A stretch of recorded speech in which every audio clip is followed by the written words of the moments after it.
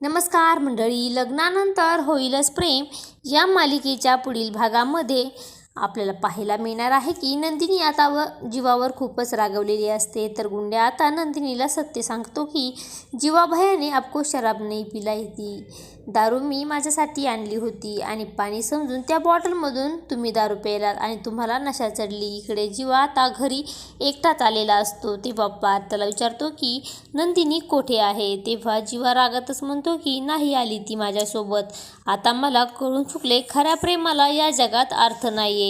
आम्ही एवढे मोठे गुन्हेगार वाटतोय की तुम्ही जर आम्हाला माफ करायलाच तयार नाहीयेत। तेव्हा पार्थला म्हणतो की तुमच्या आठवणीत आमचं प्रेम टाचा घासून मरेल, पण आम्हाला माफ करायला चार पावले पुढे येणार नाही तुम्ही।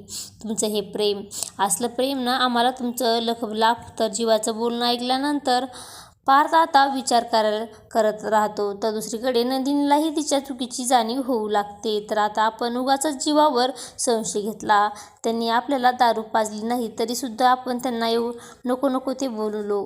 जीवा आता आपल्याला सोडून पुन्हा घरी गेला, असं काही आपल्याला या भागामध्ये पाहायला मिळणार आहे। लग्नानंतर होईलच प्रेम ह्या मालिकेचे सर्व अपडेट पाहण्यासाठी आपल्या चॅनलला लाईक करा, शेअर करा आणि सबस्क्राईब करायला विसरू नका। धन्यवाद।